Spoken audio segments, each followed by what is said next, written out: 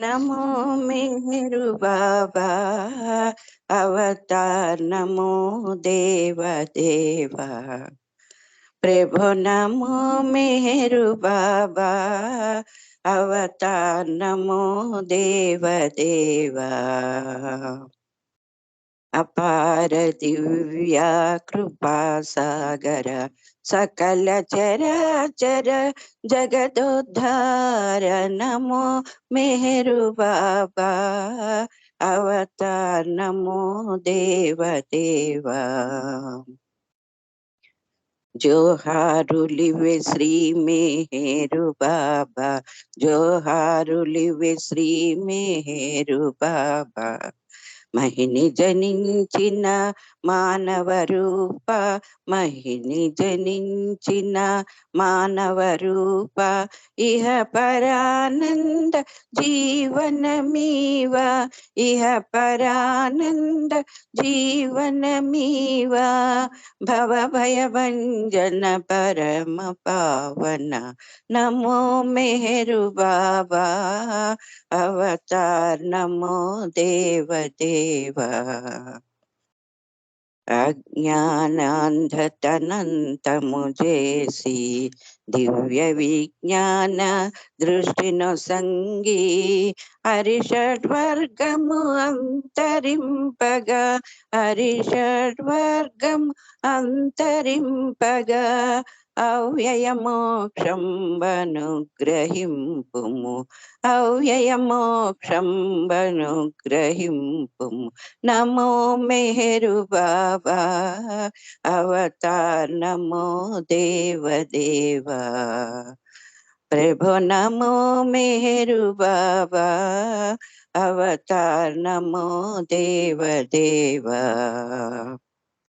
जय मेहर बाबा जय जय मेहर बाबा जय जय मेहर बाबा जय जय मेहर बाबा जय जय मेहर बाबा जय जय मेहर बाबा जय जय मेहर बाबा जय जय मेहर बाबा जय जय मेहर बाबा जय जय मेहर बाबा जय जय मेहर बाबा जय जय मेहर बाबा जय जय मेहर बाबा जय जय मेहर बाबा जय जय मेहर बाबा जय जय मेहर बाबा जय जय मेहर बाबा जय जय मेहर बाबा जय अवतार मेहर बाबा की जय जय बाबा अंडी अंदर की जय बाबा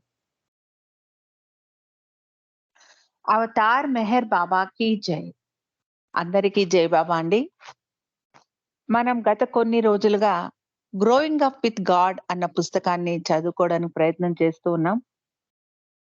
బావూజీ గారి కుమార్తె అయినటువంటి షీలా కల్చురి తన చిన్ననాటి జ్ఞాపకాలన్నీ కూడా ఈ పుస్తకంలో పొందుపరచడం జరిగింది. ఎన్నో ఆసక్తికరమైన విషయాలు మనం తెలుసుకుంటూ ఉన్నాం. నిన్నటి రోజున షీలాకు ఆపరేషన్ జరిగి గురుప్రసాద్‌లో కొన్ని రోజుల పాటు ఆమె రెస్ట్ తీసుకుంటున్నట్టి సమయంలో బాబాకు బింద్రా హౌస్ నుండి నాజా ప్రత్యేకంగా రోజు కిచిడి వండి పంపించేది. ఎందుకంటే బాబాకు అప్పుడు పళ్ళు లేనందున తినడానికి సులభంగా అంటే నమిలి మింగడానికి సులభంగా ఉండేలాగా కిచిడి తయారు చేసి పంపించేది. ఆ కిచిడిని రోజు బాబా షీలాకు ఇవ్వడానికి ఏదో ఒక సాకు చెప్పి, "ఈరోజు కిచిడి నాకు నచ్చలేదు, తినడానికి రుచిగా లేదు, నాకు బాగాలేదు" అంటూ ఏదో ఒక సాకు చెప్పి నాకిష్టం లేదు అంటూ రోజు ఆ కిచిడిని షీలాతో తినిపించేవారు. ఎందుకంటే షీలాకు చెవు ఆపరేషన్ జరిగింది కాబట్టి ఆమె గట్టి పదార్థాలు నవలలేకపోయేది. అందుకని ఈ కిచిడి అయితే షీలా తినడానికి బావుంటుంది అంటూ బాబా ఏదో ఒక వంక పెట్టి తనకు నాసా ప్రత్యేకంగా వండి పంపించిన కిచిడిని షీలాకి ఇచ్చి రోజు తినమనేవారు. షీలాకు బాగా నయమయ్యే వరకు ఇలాగే జరిగింది. ప్రతి సాయంత్రం బాబా తనకు కిచిడి నచ్చలేదు అంటూ షీలాకు ఇచ్చి తినమని చెప్పేవారు. బాబా తన భోజనాన్ని షీలా కోసం అలా త్యాగం చేశారు. బాబా తన కిచిడిని నాకు ఇచ్చేశారే అని షీలా చాలా బాధపడేది. బాబాకు బలవంతంగా అన్నము, పప్పు తినిపించేది షీల. బాబాకు పళ్ళు లేనందున చపాతీ నవలడానికి ఇబ్బందిగా ఉండేది బాబాకు. బాబాకు తొలిసారి రాత్రి భోజనం వడ్డించే సమయంలో షీలాకు కొంచెం ఆందోళనగా ఉంది. బాబాకు భోజనం తినిపించే సమయంలో స్పూన్ బాబా నోటికి తగిలిస్తానేమో, ఎక్కడ ఆహారాన్ని ఎక్కువగా ఒకేసారి నోట్లో పెట్టి బాబాకు ఇబ్బంది కలిగిస్తానేమో అని పరిపరాల పరిపరి విధాలుగా ఆలోచించసాగింది షీల. మెహరా చాలా సున్నితంగా, నాజూకుగా బాబా పనులు ఎంతో శ్రద్ధగా చేసేది. తను ఏదైనా తప్పు చేసి బాబాకు ఇబ్బంది కలిగిస్తే మెహ్రా సినిమా నుండి ఇంటికి తిరిగి వచ్చిన తర్వాత తనను మందలిస్తుందేమో అని మరింత జాగ్రత్తగా ఉండేది షీల. షీల డైనింగ్ హాల్లోకి వచ్చే ముందర చేతులకు బాగా సోప్ వేసి 2 సార్లు కడుక్కొని వచ్చేది. బాబా మెత్తగా చేసిన చపాతీ, పప్పు మరియు కాయగూరలు తినేవారు. ఒక్కొక్కసారి చేపను వండి పంపించేది నాజా. గోహెర్‌కు వెరికోస్ వెయిన్స్ అంటే కాళ్ళ నరాలకు సంబంధించినటువంటి ఒక సమస్య ఉండేది. దాని మూలాన కాళ్ళల్లో నొప్పి కూడా ఉండేది ఆమెకు. మాటి మాటికి మేడ మెట్లు ఎక్కి దిగాలంటే చాలా కష్టంగా ఉండేది గోహెర్‌కు.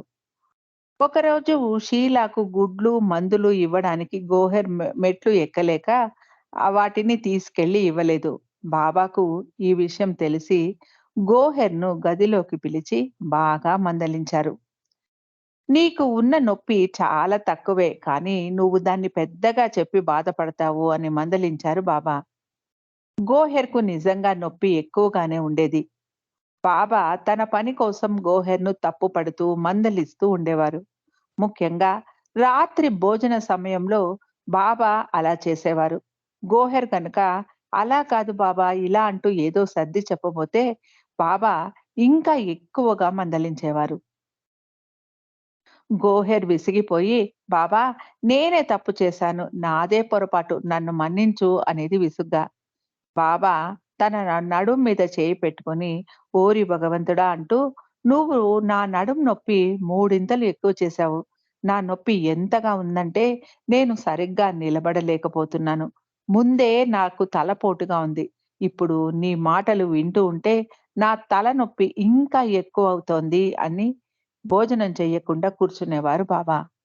గోహెర్ నిజాయితీగా బాబా క్షమాపణలు చెప్పి బాబాను బుజ్జగించి తర్వాత బాబా భోజనం చేసేదానికి ఉపక్రమించేవారు. గోహెర్ ఒకసారి షీలాను మందలిస్తూ "నేను ఎప్పుడు గదిలోకి వచ్చినా నువ్వు గౌరవంతో లేచి నిలబడాలి" అని చెప్పింది. షీలాకు చెవి నొప్పిగా ఉండేది. అంతేకాకుండా "నేను నీ పని మనిషిని కాను" అని చెప్పింది షీల. గోహెర్ కోపంగా అరుస్తూ బాబాకు ఫిర్యాదు చేసింది. బాబా ఎక్కడ తనను బ్యాగ్ సర్దుకొని నగర్‌కు వెళ్ళిపొమ్మంటారో అని షీల భయపడింది.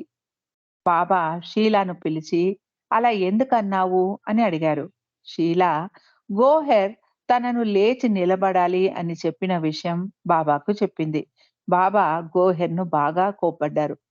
బావు అక్కడే ఉన్నాడు. షీలా కారణంగా గోహెర్ తిట్లు తినడం బావుకు నచ్చలేదు. అతడు మధ్యలో కలగజేసుకొని ఏదో సర్ది చెప్పబోయాడు. బాబా బావును మందలిస్తూ "నువ్వు గమ్మునుండు, మధ్యలో కల్పించుకోకు. నేను భగవంతుడిని. నాకంతా తెలుసు. నువ్వు నాకు చెప్పాల్సిన పని లేదు" అన్నారు బాబా. "షీల నాకు గౌరవం చూపడం లేదు బాబా" అంది గోహెర్. "నువ్వు గౌరవం సంపాదించుకోవాలి. నువ్వు తియ్యగా మాట్లాడితే ఆమె కూడా అలాగే ప్రవర్తిస్తుంది" అన్నారు బాబా. షీలా వైపు చూస్తూ బాబా ఇలా అన్నారు. "నేను షీలాను కిచిడి తినమని చెబితే అది ఆమెకు తినడానికి ఎక్కువైనా కూడా ఆమె తినలేకపోయినా ప్రతి మెతుకు వదిలిపెట్టకుండా నేను తినమన్నాను కదా అని ఎవ్వరికి ఇవ్వకుండా చివరికి బాబుకు కూడా ఇవ్వకుండా తనే మొత్తం కష్టపడి తిని ముగిస్తుంది" అన్నారు బాబా. షీల బాబా ముందర తినేది కాదు. బయట వరండాలో కూర్చొని తినేది. మరి బాబాకు ఈ విషయం ఎలా తెలిసిందా అని ఆశ్చర్యపోయింది షీల. ఒకరోజు బాబా ముందు ఉన్నప్పుడు షీల బాబాతో, "బాబా, ఒకరి మనస్సులోని ఆలోచనలు ఇంకొకరు అలాగే అర్థం చేసుకునే విధంగా ఎందుకు చేయకూడదు మీరు?" అని అడిగింది షీల. బాబా ఇలా అన్నారు, "నేనలా చేస్తే జనం ఒకరినొకరు చంపుకుంటారు. జనం లోపలొకటి అనుకుంటూ ఉంటారు. బయటకి ఇంకొకటి చెబుతారు. అది మానవ నైజం. అందుకే అలా చేయడం మంచిది కాదు" అంటూ బాబా ఇలా అన్నారు. "నీకు గనక అలాంటి అవకాశం కల్పిస్తే నువ్వేం చేస్తావు?" అని అడిగారు షీలాను. "గోహెర్ నా గురించి ఏమనుకుంటుందో తెలుసుకుంటాను బాబా" అంది షీల. బాబా నవ్వి ఊరుకున్నారు. బాబాకు భోజనం తినిపించిన తర్వాత బాబా చేతికి నీళ్లు ఇచ్చి బేసన్‌లో చేయి కడిగించి, బాబా చేతిని మెల్లగా, సున్నితంగా తుడిచేది షీల. బాబా తన చేతిని తనే కడుక్కోవచ్చు. కానీ అలా చెయ్యకుండా షీలాకు అవకాశం ఇచ్చేవారు. బాబా సేవ చేసుకోవడానికి షీలాకు అలా అవకాశం దొరికేది. బాబాకు చేయి తుడుచుకోవడానికి టవల్ ఇచ్చేది షీల. బాబా నవ్వుతూ, "నేను ఒక చిన్న చంటి పిల్లవాడిని" అని చెప్పేవారు. ఆ గదిలో మూల ఉన్న టేబుల్ మీద ఒక రేడియో ఉండేది. బాబా దాన్ని ఆన్ చేయమని సైగ చేసేవారు. రేడియోలో వచ్చే వార్తలు, సంగీతం వినేవారు బాబా. పాకిస్తానీ రేడియోలో గజల్స్ వినడం బాబాకు చాలా ఇష్టం. పాకిస్తాన్ గురించి బాబా ఒకసారి ఇలా అన్నారు, "వాళ్ళు చాలా తెలివి గలవారు. వారు అలా ఉండటానికి వారి సంస్కారాలే కారణం. వాటిని మార్చడం చాలా కష్టం. వారు ఇక్కడికి వచ్చి భగవంతుడు మానవ రూపం దాల్చి వచ్చాడు అని చెబితే అస్సలు నమ్మరు. వారు అలాంటి వారు" అన్నారు బాబా. ఒకరోజు రేడియో వింటూ బాబా, "ఇంకా ఏదైనా వేరే స్టేషన్ ఉందేమో చూడు" అన్నారు. షీల రేడియోను ఒకసారి మా స్టేషన్ మార్చి చూ చూపించింది. అందులో ఒక నాటిక వస్తోంది. అది ఒక ఫ్యామిలీ డ్రామా. అందులో అత్త తన కోడలిని రాచి రంపాన పెడుతోంది. మామగారు, భర్త కూడా వచ్చారు. ఇంట్లో పెద్ద అలజడి, గందరగోళం నెలకొంది. రోజు 15-20 నిమిషాల కాలం ఈ కార్యక్రమం ప్రసారం జరిగేది. బాబా ఈ కార్యక్రమాన్ని చాలా ఆనందంగా వినేవారు. "ఇప్పుడేం జరుగుతుంది?" అని కుతూహలంగా అడిగేవారు. షీలా దృష్టి బాబాకు ఆహారం మీద, బాబాని ఎలా తినిపించాలి అన్న దాని మీదే ఉండేది. ఈ రేడియోలో ప్రసారం అవుతున్న నాటికను వినేది కాదు షీల. ఒక్కొక్కసారి గుజరాతీ నాటికలు కూడా ప్రసారమయ్యేవి. బాబా వెంటనే మెహ్రాను కూడా పిలిచి వినమని చెప్పేవారు. మణి మెహ్రాకు ఆ సన్నివేశం వివరించి చెప్పేది. బాబా మరియు స్త్రీ మండలి ఆ నాటకంలో పూర్తిగా లీనమై వినేవారు. షీలాకు ఆ నాటకం కంటే కూడా బాబా మరియు స్త్రీ మండలి అందులో లీనమైపోవడం చూడడానికి సరదాగా ఉండేది. భోజనాల బల్ల మీద వివిధ రకాల చట్నీలు ఉండేవి. బాబా వాటిని తినేవారు కాదు. షీలా ప్లేట్‌లో కొంచెం వేసేవారు. మెహరాకు ఆ చట్నీ అంటే చాలా ఇష్టం. షీలాకు అంత కారం ఉన్న చట్నీ తింటే ఆమెకు అనారోగ్యం చేస్తుంది. మళ్ళీ నాకే అదనపు బాధ్యత ఆమెను నయం చేయడానికి అని కంప్లెయింట్ చేసేది గోహెర్. మెహ్రా రోజు ఆ చపాతీలు తిన్నా ఆమెకు అనారోగ్యం కలగలేదు. మరి షీలా తింటే అనారోగ్యం కలుగుతుందా? అన్నారు బాబా. "నువ్వు డాక్టర్‌గా అలా ఆలోచించడం సహజం. కానీ నేను స్వయంగా ఏదైనా ఇచ్చినప్పుడు అది హాని చెయ్యదు. కానీ సహాయమే చేస్తుంది. మెహ్రాకు కూడా నేనే స్వయంగా రోజు ఆ చట్నీ ఇస్తాను" అన్నారు బాబా. ఇది మెహరాకు ఆఖరి జన్మ. ఆమె బాగా తన జీవితాన్ని ఆస్వాదించనీయండి. ఆమెకి ఏమి కావాలో అంతా ఈ జన్మలోనే అనుభవించనీయండి. ఆమె సంతోషంగా ఉండాలి అన్నారు బాబా. సాయంత్రం పూట మెహరా మరియు మిగిలిన స్త్రీలు హిందీ సినిమాలకు వెళ్ళేవారు. 'ఆలీబాబా మరియు 40 దొంగలు', 'హతీం హతీమ్ తాయ్', 'అనార్కలి' మొదలైన సినిమాలు చూశారు వారు. అనార్కలిలో రాజకుమారుడు తన దర్బారులో నాట్యం చేసే నర్తకిని ప్రేమిస్తాడు. రాజు వారిద్దరిని విడదీయడానికి ప్రయత్నిస్తాడు. ఆ నర్తకిని సజీవంగా సమాధి చేయిస్తాడు రాజు.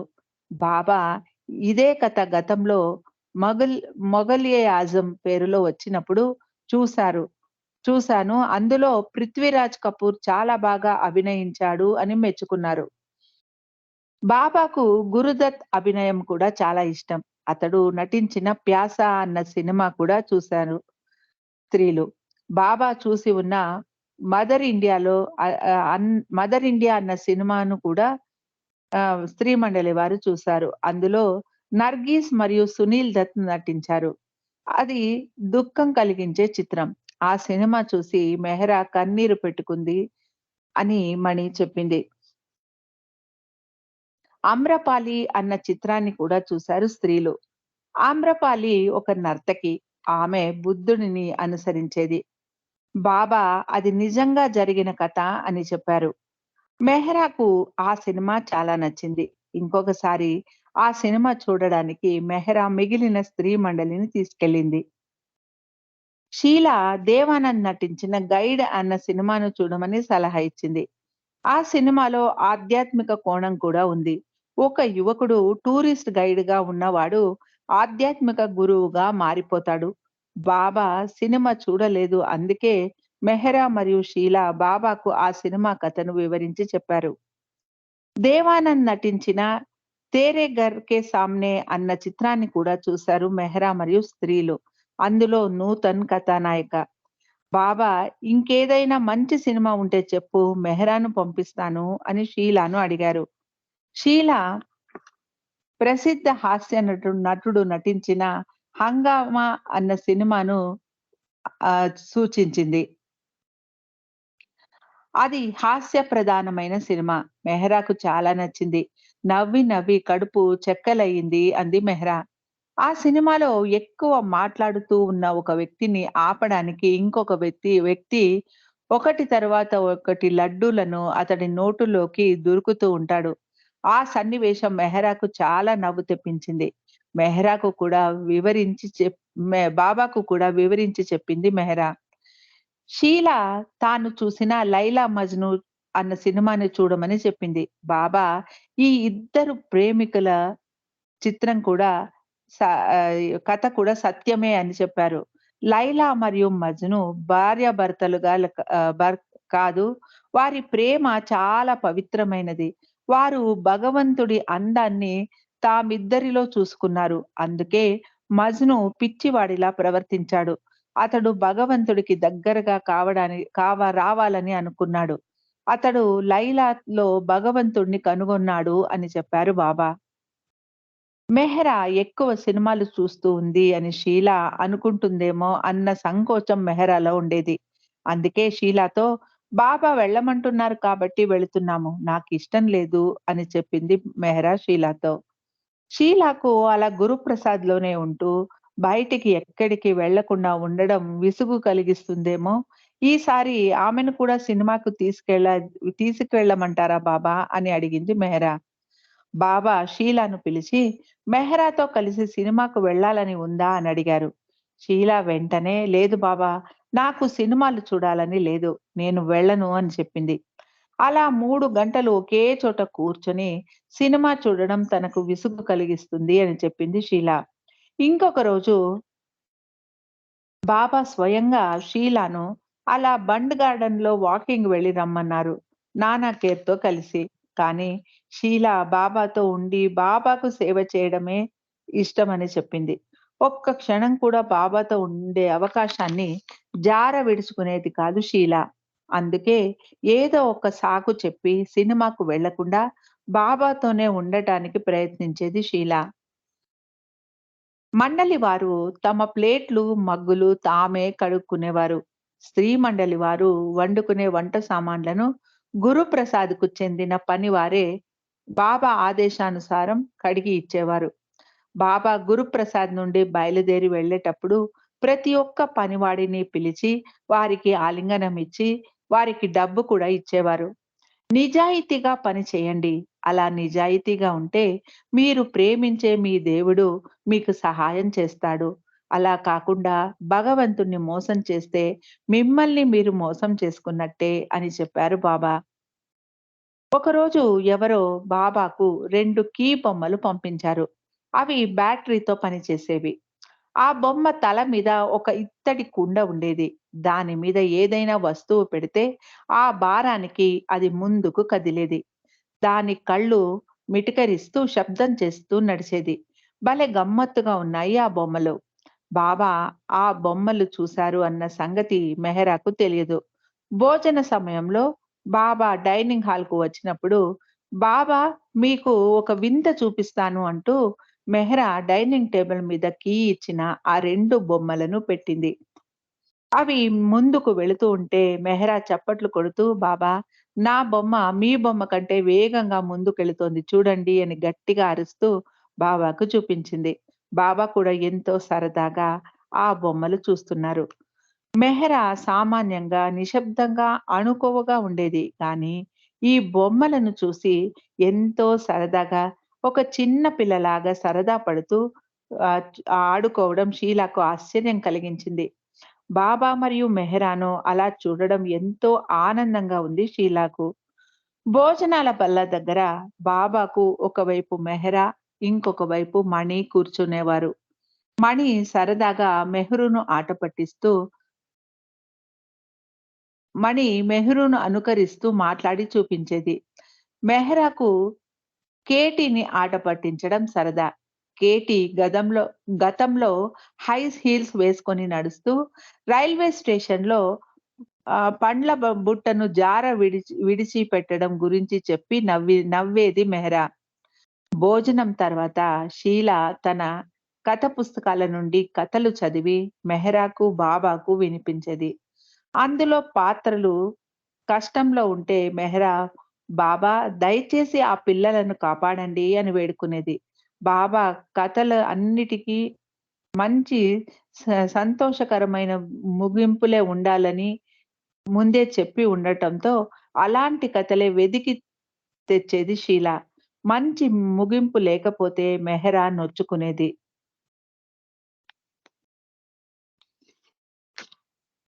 ఒకరోజు ఎవరో బాబాను దర్శించుకోవడానికి వచ్చి బాబా మెడలో పూలమాల వేశారు. అందులోని పూలు బాబా కూర్చునే కుర్చీలో కొన్ని పడ్డాయి. బాబా లోపలికి భోజనానికి వెళ్ళినప్పుడు ఆ కుర్చీని శుభ్రం చేసి పూలను తీసి పారేయమని అలోబాతో చెప్పి వెళ్లారు బాబా. షీల కార్పెట్ మీద క్లీన్ చేస్తే అలోబా కుర్చీ మీద శుభ్రం చేశాడు. బాబా తిరిగి వచ్చి మళ్ళీ ఆ కుర్చీ మీద కూర్చున్నప్పుడు ఏదో కుచ్చుకున్నట్టుంది. ఆ ఈ అలోబా ఏదో ఒక రోజు నన్ను చంపేస్తాడు. వాడు ఒట్టి పనికిమాలినవాడు. ఒక్క పని కూడా బాగా చేయలేడు అంటూ ఆపకుండా బాబా తిడుతూనే ఉన్నారు. బాబా లేచి నిలబడి కుర్చీ మీద ఏదైనా ఉందేమో చూడు అని షీలానడిగారు. ఆ కుర్చీ మీద ఒక ఆకు కనిపించింది. బాబా ఆ ఆకు మీద ఉన్న ముల్లును చూపిస్తూ, ఎంత పెద్ద ముల్లో చూడు. నాకు గుచ్చుకుంది. ఇప్పుడు ఇంత నొప్పిలో నేను ఎలా కూర్చోవాలి అని సణుగుతూనే ఉన్నారు బాబా. అక్కడ వాతావరణమంతా కొంచెం గంభీరంగా మారిపోయింది. అది ఒక చిన్న ఆకు.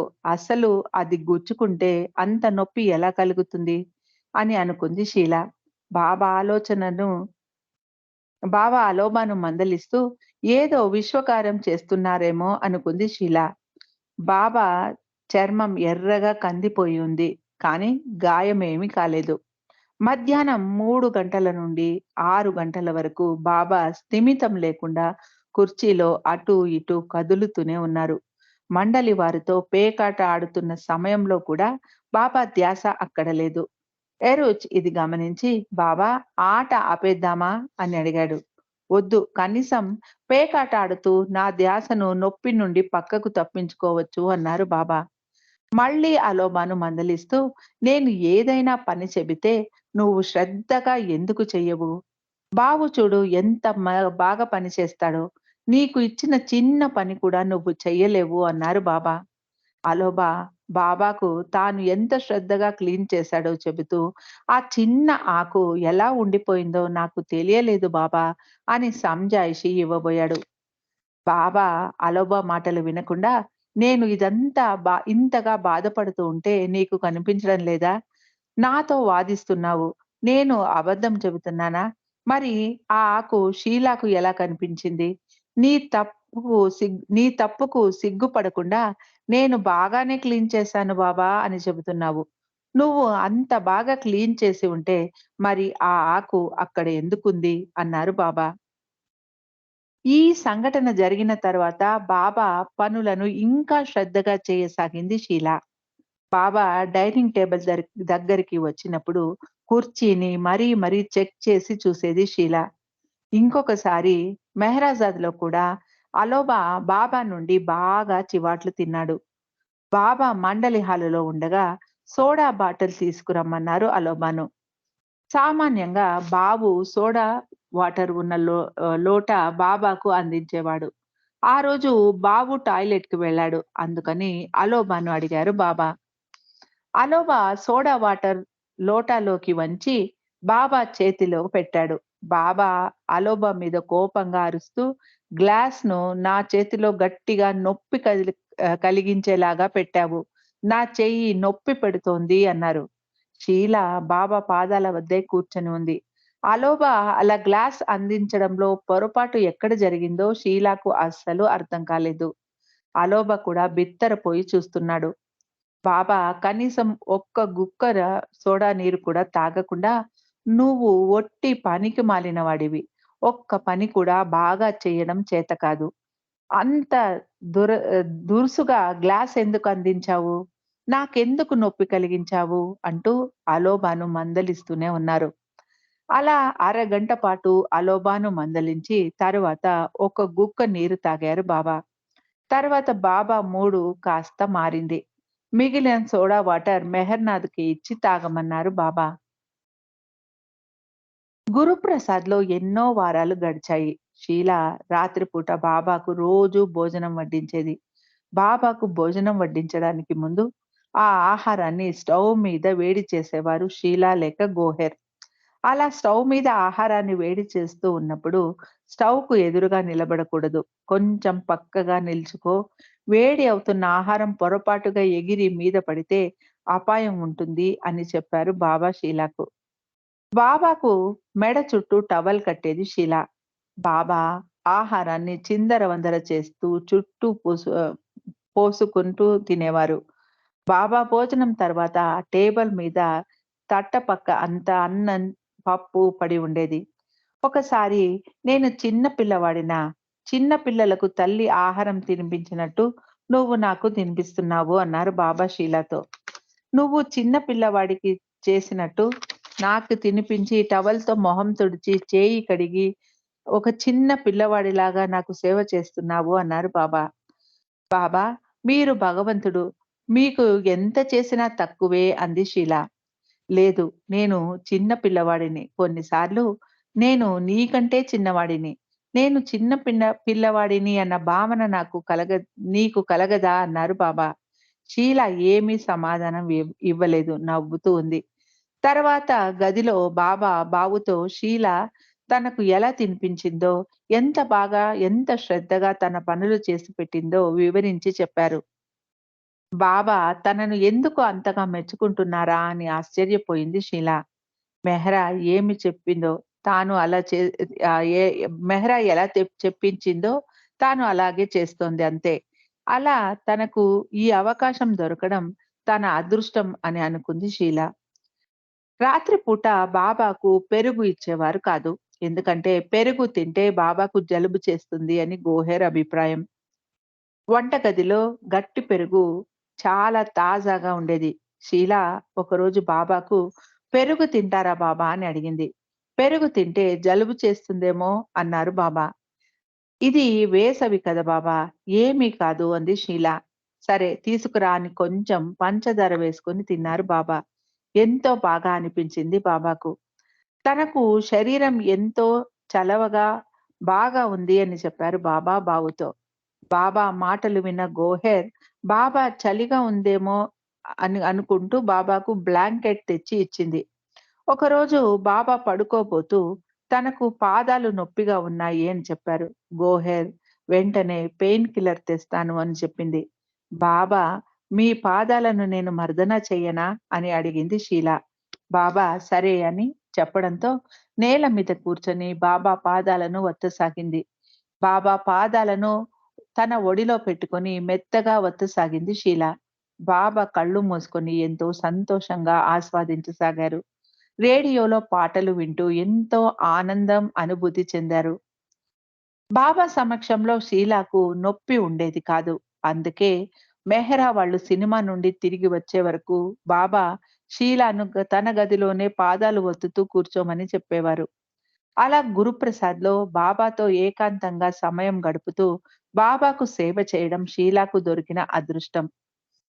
వెనక్కి తిరిగి బాబాతో గడిపిన క్షణాలలో గురుప్రసాద్‌లో బాబాతో గడిపిన ఈ క్షణాలే తన జీవితంలో మరపురాని క్షణాలు అని షీల వర్ణిస్తుంది. ఒకరోజు బాబా షీల గురించి గోహెర్‌తో, "షీల చాలా ధైర్యవంతురాలు. బావులాగా పిరికిది కాదు. ఆమె అస్సలు మగపిల్లవాడిగా జన్మించాల్సింది. కానీ ఆడపిల్ల అయింది. మరు జన్మలో మగపిల్లవాడిగా జన్మిస్తుంది" అన్నారు బాబా. ఈ జన్మలో షీల ఆడపిల్ల అయినందుకు బాబాతో కూర్చొని భోజనం చేసే అదృష్టం దొరికింది. అదే మెహర్‌నాథ్‌కు ఆ అవకాశం దొరకలేదు. అతడు మగపిల్లవాడు అవడంతో అన్నారు బాబా. కానీ బాబా, నేను మగపిల్లవాడినై అయి ఉంటే రాత్రి కాపలా చేసేవాడిని కదా అంది షీల. కానీ నా చేతి ప్రసాదం నీకు ఇంతగా లభించేది కాదప్పుడు అన్నారు బాబా. మరు జన్మలో నేను మగపిల్లవాడిగా జన్మించాలి మరియు ఆరోగ్యంగా ఉండాలి. అలా చేస్తానని నాకు ప్రమాణం చెయ్యి బాబా అంది షీల. నీకు కోరికలు చాలా ఉన్నాయి కదా అన్నారు బాబా. భగవంతుడు పక్కనే ఉంటే కోరికలు కోరకుండా ఎలా ఉండాలి బాబా అంది షీల. ఇప్పుడే ఈ క్షణం నన్ను మగపిల్లవాడిగా మార్చేయండి బాబా అని అడిగింది షీల. మెహ్రా నవ్వుతూ మగపిల్లవాడిగా మారిపోవాలని ఎంత ఆశగా ఉందో షీలాకు చూడండి బాబా అని నవ్వింది మెహ్రా. బాబాకు భోజనం తినిపించడమే కాదు, బాబా తలను దువ్వే అవకాశం కూడా ఇచ్చింది మెహ్రా షీలాకు. గురుప్రసాద్‌లో బాబాకు మెహ్రా తల దువ్వే సమయంలో షీల మెహ్రా పక్కనే నిలబడి శ్రద్ధగా మెహ్రా చేస్తున్న పనిని గమనించేది. బాబా కురులు వదులుగా వదిలిపెట్టినప్పుడు ఎంతో అందంగా కనిపించేవారు. అలా రోజు జడ అల్లుకోకుండా వదులుగా కురులను బాబా వదిలేస్తేనే బాగుంటుంది అనుకుంది షీల. మెహ్రా బాబా భుజాల చుట్టూ ఒక తెల్లటి గుడ్డను కప్పేది. బాబాకు తల దువ్వేటప్పుడు చిన్న వెంట్రుక కూడా కింద పడకుండా మెహ్రా జాగ్రత్త తీసుకునేది. బాబా తలను దువ్విన తర్వాత ఆ గుడ్డ మీద జారిపడిన వెంట్రుకలను జాగ్రత్తగా దాచిపెట్టేది మెహ్రా. ఒకరోజు అలా మెహ్రా బాబా తల దువ్వుతూ ఉండగా షీల ఆ గదిలోకి ప్రవేశించింది. "గుడ్ మార్నింగ్ మెహ్రా ఆంటీ" అంది షీల. మెహ్రా షీలాను చూస్తూ, "నువ్వు రావడం చాలా మంచిదైంది. బాబాకు కప్పాల్సిన గుడ్డను మార్చి వేరేది తీసుకురావాలని అనుకుంటున్నాను. నేను లోపలికి వెళితే బాబా ఒంటరిగా ఉంటారు. నువ్వు ఇక్కడే ఉండు. నేను ఇప్పుడే వచ్చేస్తాను" అంటూ వెళ్ళింది మెహ్రా. మెహ్రా వెళ్ళిపోయిన తర్వాత గోహెర్ వచ్చింది. బాబా ఆమె ఇలా అన్నారు. "మెహ్రా ప్రేమ చాలా శుద్ధమైనది. ఆమె హృదయంలో మరియు ఆమె నరనరాల్లో నా మీద ప్రేమ నిండి ఉంది. ఆమె నన్ను ఎంతగా ప్రేమిస్తుందంటే, ఆ గుడ్డ మీద ఉన్న చిన్న మరకను కూడా ఆమె సహించలేదు. అందుకే లోపలికి వెళ్లి శుభ్రంగా ఉన్న గుడ్డను తీసుకురావడానికి వెళ్ళింది. ఆమె నన్ను ఎంతగా ప్రేమిస్తుందో, నా గురించి ఎంత జాగ్రత్త తీసుకుంటుందో ఇది ఒక నిదర్శనం" అన్నారు బాబా. మెహ్రా లోపల నుండి శుభ్రంగా ఉన్న ఇంకొక గుడ్డను తీసుకొని వచ్చి బాబాకు కప్పి ఎంతో ఏకాగ్రతతో బాబా తలను దువ్వసాగింది. ఆ సమయంలో మణి, రానో, మెహ్రూ ఎవరైనా మాట్లాడితే వారి వైపు చూడనైనా చూసేది కాదు మెహ్రా. బాబాకు ఆలస్యం చేసి బాబా సమయాన్ని వృధా చేయడం మెహ్రాకు నచ్చేది కాదు. షీలాను పిలుస్తూ, "ముందుకు వచ్చి చూడు, బాబా పాపిడి సరిగ్గా తీశానా లేదా" అని అడిగింది మెహ్రా. ఒకరోజు అలా మెహ్రా దువ్వుతూ ఉండగా షీలా చూస్తూ నిలబడింది. "నీకు దువ్వాలని ఉందా" అని అడిగింది మెహ్రా. "నాకు గనుక అవకాశం ఇస్తే నేను ఎంతో సంతోషిస్తాను. అది నా అదృష్టం అనుకుంటాను మెహ్రా ఆంటీ" అంది షీలా. మెహ్రా దువ్వెన షీలా చేతికి ఇస్తూ, "జాగ్రత్తగా దువ్వాలి. బాబాకు కొంచెం కూడా నొప్పి కలిగించకూడదు. అలాగే జడ అల్లేటప్పుడు వెంట్రుకలను చాలా బిగించి అల్లకూడదు. బాబాకు అసౌకర్యం కలిగించకూడదు అని మరీ మరీ చెప్పింది మెహ్రా. షీల బాబా తల దువ్వి జడ అల్లిన తర్వాత మెహ్రా బాబాను చూస్తూ చాలా బాగా దువ్వావు. నిన్ను చూసి నేను నేర్చుకోవాలి అంది నవ్వుతూ. మిగతా వారికి చెప్పకు నువ్వు బాబా తల దువ్వాను అని. వాళ్ళు నొచ్చుకుంటారు. వాళ్లకు కూడా దువ్వాలని ఉంటుంది. కానీ నేను ఎవ్వరికీ అనుమతి ఇవ్వలేదు. నీకే మొదటిసారి అనుమతి ఇచ్చాను అంది మెహ్రా. రేపటి నుండి ఈ సమయానికి రా నాకు సహాయం చెయ్యి అంది మెహ్రా. బాబా షీలాతో మెహ్రా నా తలను దువ్వే అవకాశం ఎవ్వరికీ ఇవ్వదు. నీకు మాత్రమే ఇచ్చింది. నువ్వు చాలా అదృష్టవంతురాలివి. నీకు ఎంతటి గొప్ప అవకాశం దొరికిందో, దాని ద్వారా నువ్వు ఏమి పొందావో నీకు తెలియదు. ఈ సౌభాగ్యం కేవలం మెహ్రాకు దొరికింది. అందులో నుండి ఆమె నీకు ఏమి పంచుతూ ఉందో నీకు తెలియదు అన్నారు బాబా. నువ్వు చాలా జాగ్రత్తగా చేస్తావు కాబట్టి నీకు అవకాశం ఇచ్చాను. నీవు అజాగ్రత్తగా ఉంటే అవకాశాన్ని కోల్పోతావు. మళ్ళీ ఆ అవకాశం ఎప్పుడికీ పొందలేవు అంది మెహ్రా షీలాతో. బాబా మెడ మీద చిన్న ఎర్రటి గాయం ఉండటం చూసి మెహ్రా గోహెర్ చేత మందు రాయించింది. బాబాకు చెమట ఏర్పడడంతో అలా గాయమైంది అని మెహ్రా నిశితంగా బాబాను గమనించింది. బాబా తల దువ్వే ముందు షీల చేతులను శుభ్రంగా సోప్ పెట్టి కడుక్కునేది. తర్వాత టవల్‌తో బాగా తుడుచుకొని మెహ్రాకు చూపించేది. అప్పుడు మెహ్రా షీల బాబా జుట్టును ముట్టడానికి అనుమతిచ్చేది. ఇంకొక రూల్ ఏమిటంటే ఎవరైనా బాబాతో మాట్లాడాలి అంటే వారు బాబాకు కొంచెం దూరంగా నిలబడే మాట్లాడాలి. వారి ఊపిరి బాబాకు తాకడం మెహ్రాకు ఇష్టముండదు. మెహ్రా కూడా బాబాతో మాట్లాడేటప్పుడు తలను పక్కకు తిప్పుకొనే మాట్లాడేది. బాబా గోర్లు కత్తిరించేటప్పుడు కూడా మెహ్రా ఎంతో జాగ్రత్త తీసుకునేది. ఆ కత్తిరించిన గోర్లను బాటల్లోకి తీసుకొని దాచిపెట్టేది. ప్రతిసారి 10 గోర్లు ఉన్నాయా? ఏదైనా మిస్ అయిపోయిందా? అని ఎంచి మరీ తీసిపెట్టేది మెహ్రా. షీల డాక్టర్ దగ్గరికి వెళ్ళాల్సిన రోజు కూడా మెహ్రాకు బాబా పనులలో సహాయం చేసి మధ్యాహ్నం పూట డాక్టర్ దగ్గరికి వెళ్ళేది షీల. మండలి వారిని చాలా దగ్గర నుండి చూసే అవకాశం గురుప్రసాద్‌లో షీలాకు దొరికింది. ఎవరెవరి స్వభావం ఎలా ఉండేదో షీలాకు అర్థమైంది. మెహ్రా కోపం చేసుకోవడం కూడా అక్కడే చూసింది షీల. మెహ్రా ఎక్కువగా నాజా మీద కోప్పడేది. ఎందుకంటే నాజా తన తలను, ముక్కును గీరుకొని అదే చేత్తో ఆహారాన్ని ముట్టుకునేది. బాబా భోజనం వండే సమయంలో మెహ్రా నాజా తలకు స్కార్ఫ్ కట్టుకొని, ముక్కు వరకు కూడా అడ్డుగా ఒక బట్టను కట్టుకొని వండమని చెప్పేది. బింద్రా హౌస్ నుండి బాబాకు భోజనం తీసుకురావడానికి షీలా వెళ్ళినప్పుడు నాజా తాను తలకు, మొహానికి స్కార్ఫ్ కట్టుకొని బాబాకు ఆహారాన్ని వండాను అని మెహ్రాకు చెప్పు అని షీలాతో చెప్పేది. గాయమై కూడా వేసవిలో ఎండ ఎంత వేడిగా ఉన్నా కూడా పట్టించుకోకుండా నాజా తలకు, మొహానికి స్కార్ఫ్ కట్టుకునే వండేది అని చెప్పింది. నాజా మిగిలిన మండలి వారిలాగే శుభ్రతకు ఎక్కువ ప్రాముఖ్యతను ఇచ్చేది. నాజా ఒకరోజు గురుప్రసాద్‌కు బాబా భోజనాన్ని తీసుకొని వచ్చింది. బాబా భోజనాన్ని టేబుల్ మీద పెట్టి మొహానికి పట్టిన చెమటను తన జాకెట్టుతో తుడుచుకుంది నాజా. మెహ్రా నాజా అలా తన ముక్కును తుడుచుకుందేమో అని చాలా కోపాన్ని తెచ్చుకొని నాజా మీద కోప్పడింది. మెహ్రా నాజా మీద గట్టిగా అరిచింది. షీల అలా మెహ్రాను చూసి భయపడిపోయింది.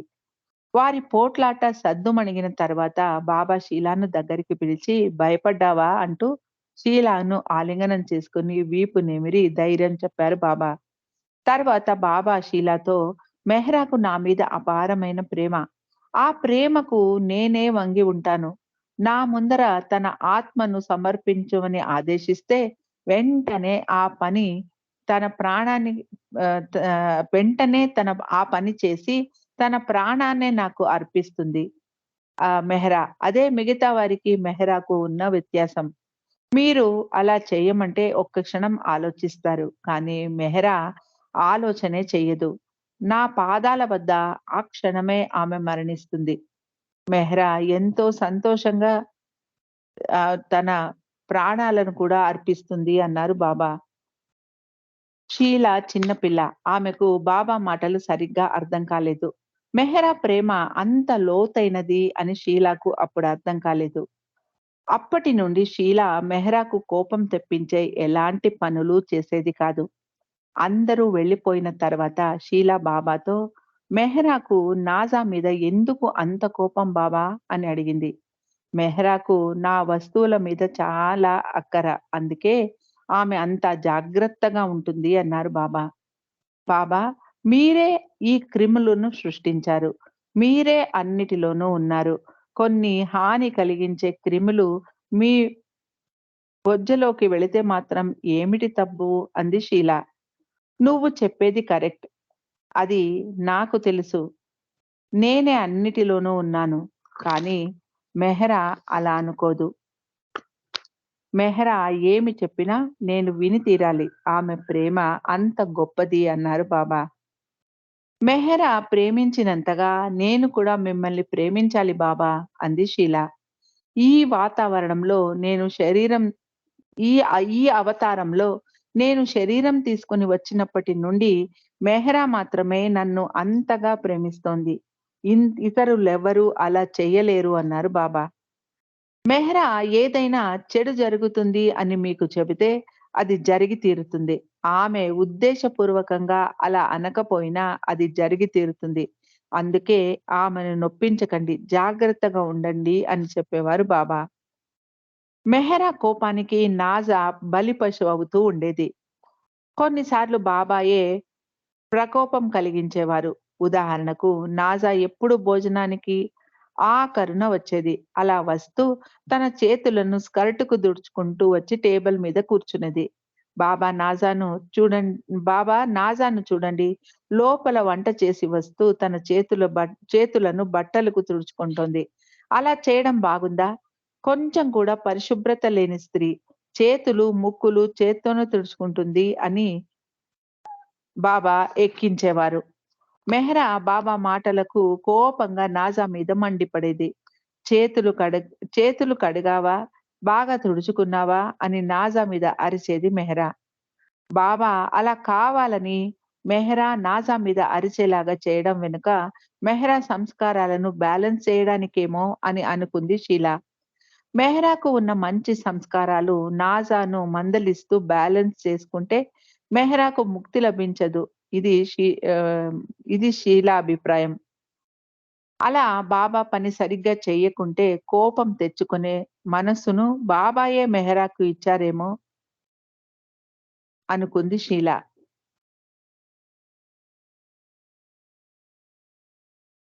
మెహ్రు కూడా ఒక్కొక్కసారి మెహ్రా కోపానికి గురయ్యేది. ఒకసారి మెహ్రు మంచి నీటి లోటాను బాబా ముందర పెట్టినప్పుడు కొంచెం గట్టిగా, కొద్దిగా శబ్దం వచ్చేలాగా పెట్టింది. బాబా ముందర అంత గట్టిగా లోటా పెడతావా అంటూ మెహ్రును మందలించింది. మెహ్రాకు సంతృప్తి కలిగించడానికి మెహ్రును, గోహెర్‌ను ఒక్కొక్కసారి బాబా మందలించేవారు.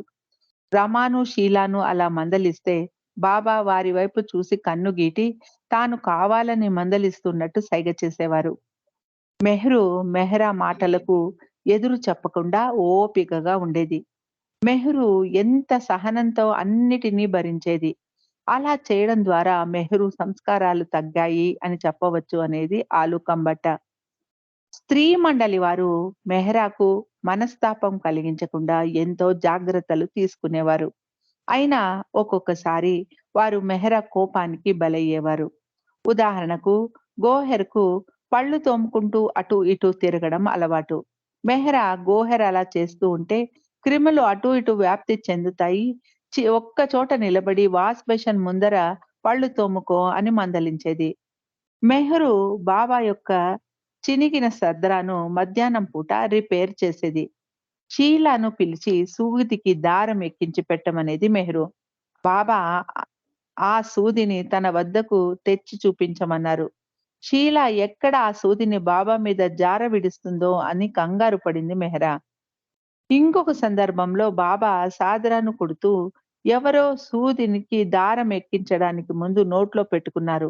అంతే, మెహ్రాకు కోపం నెత్తికెక్కింది. బాబా బట్టలు కుట్టే సమయంలో దారం కింద పడ్డా మెహరా సహించేది కాదు.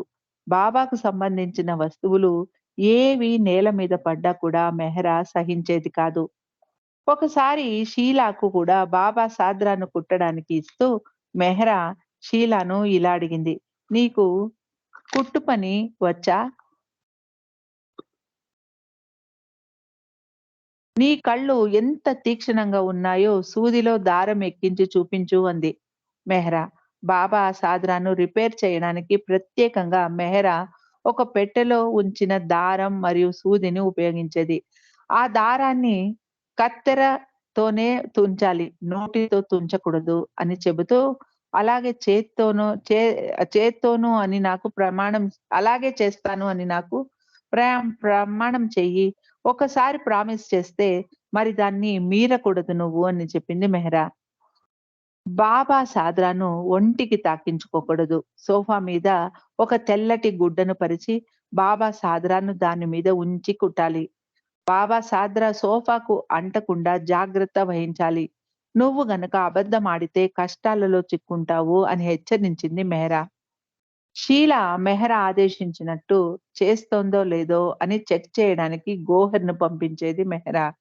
తర్వాత రానో, మణి కూడా వచ్చి చూసి వెళ్ళేవారు. కేవలం 15 నిమిషాల పని ముగించి మెహ్రాకు చూపించేది షీలా.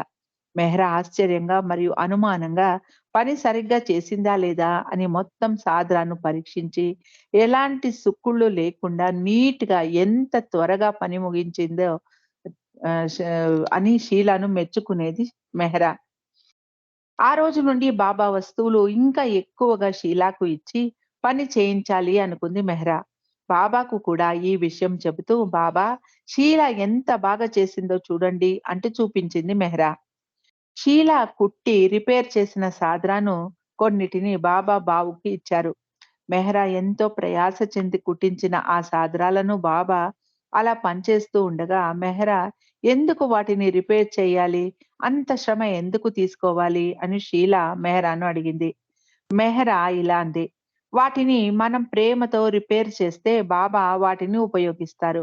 మనం ఎంత ఎక్కువ ప్రేమను వెచ్చించి ఆ పని చేస్తే అంతగా బాబా వాటిని ఉపయోగించుకుంటారు అని చెప్పింది మెహ్రా. గురుప్రసాద్‌లో బాబా గదిలో షీలా ఉన్న సమయంలో బాబా బాబుకు తన సాద్రాను ఇస్తూ, "దీన్ని తీసుకో. ఇది ప్రత్యేకమైన సాద్రా. ఎందుకో తెలుసా? దీన్ని షీలా రిపేర్ చేసింది" అని చెప్పారు. "దాన్ని నీ బీరువాలో దాచి ఉంచుకో. ఆహ్, నీకు కావాలంటే వేసుకో. రేపు హాల్‌లోకి ఆ సాద్రా వేసుకొని రా. నీకు సరిపోతుందా లేదా అని నేను చూస్తాను" అన్నారు బాబా. మర్నాడు బాబా ఇచ్చిన సాదరాన్ని ధరించి వచ్చాడు. బాబా బావును ఆట పట్టిస్తూ, "బావుకు బొజ్జ పెద్దది" అన్నారు. బాబా బావును ఒక చిన్న పిల్లవాడిలాగా చూసేవారు. అతడి పైజామాను, షర్ట్‌ను సర్ది అతడి జుట్టు చెదిరిపోతే తనే చేత్తో సరిచేసేవారు బాబా. బాబా, మీరు నా తల ముట్టారు. బేసిన్ తెస్తాను చేతులు కడుక్కోవడానికి అంటూ బేసిన్ తీసుకోవడానికి వెళ్ళబోతే షీలా సహాయం చేస్తూ బాబా చేతులు కడిగి తుడిచింది. మెహరాజాద్‌కు తిరిగి వచ్చిన తరువాత కూడా అప్పుడప్పుడు బాబా బట్టలను రిపేర్ చేయడానికి షీలాను పిలిపించేది.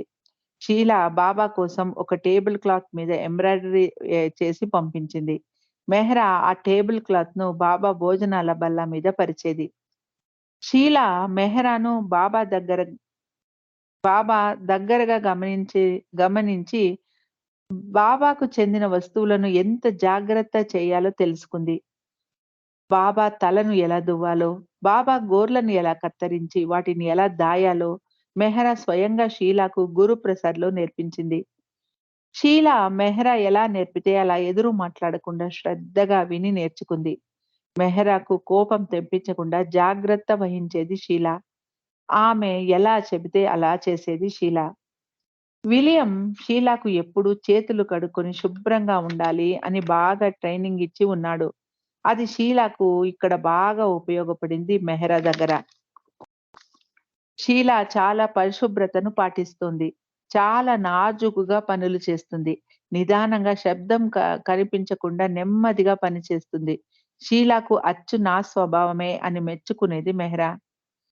షీలాకు తన చదువు ముగిసిన తర్వాత మెహ్రాకు వయసు మీద పడి ఓపిక లేకపోతే బాబా పనులు నాతోనే చేయిస్తుందేమో అన్న ఆశ చాలా ఎక్కువగా ఉండేది షీలాలో. బాబా పనులు చేయడానికి షీలా ఎంతో ఉత్సాహం చూపించేది. జై బాబా అండి. ఈరోజు ఇక్కడ ఆపుకుందాం. మళ్ళీ మిగిలింది మనం సోమవారం చదువుకోవడానికి ప్రయత్నం చేద్దాం. జై బాబా.